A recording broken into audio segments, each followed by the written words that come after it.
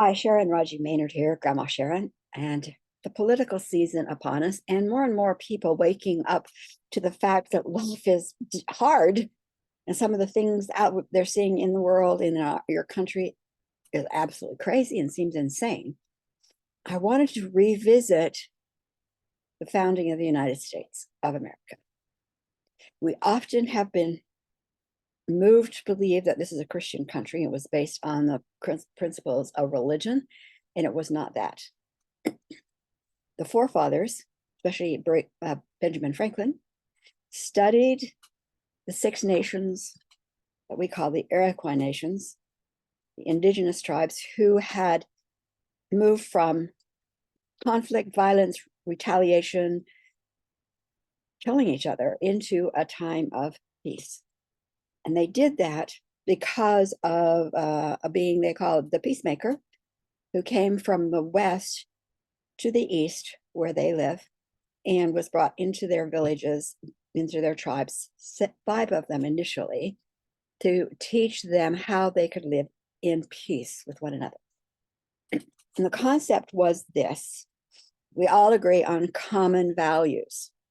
Those common values are a set of standards and qualities that we all agree to live by.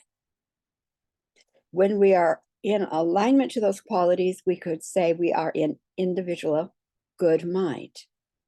And when you're in good mind, aligned to those qualities, feeling them, sensing them, seeing them, the visions they bring, good mind is where you are.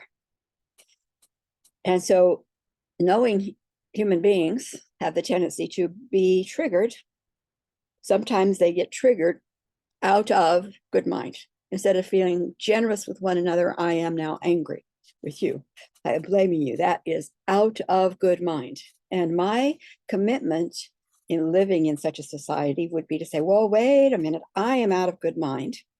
I need to take some time out to use my own toolbox and play with the things that will bring me back to good mind. It might be a sweat lodge, it might be a walk in the woods, it might be some internal practices to get me back into good mind.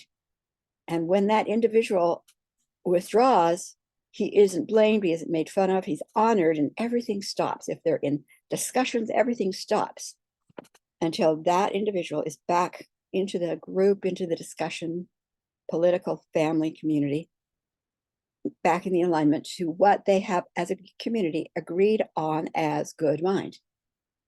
The other important part of that federation was that women are the leaders.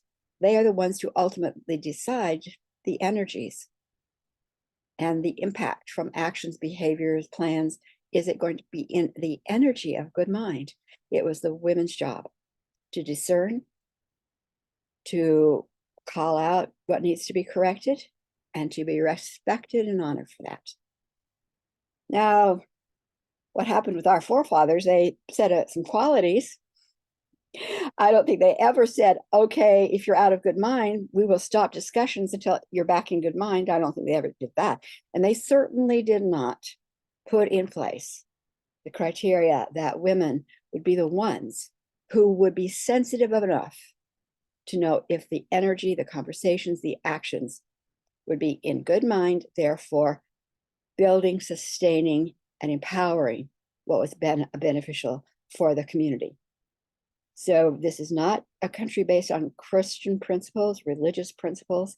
It was based on some good principles with some very important things left out. That's what we can do, is totally with your life, pull it back together. What are your qualities? What are you committed to? What do you do when you find yourself triggered? And who in your world is that sensitive one, honest enough to say, I think maybe you want to rethink that balance of female. Blessings.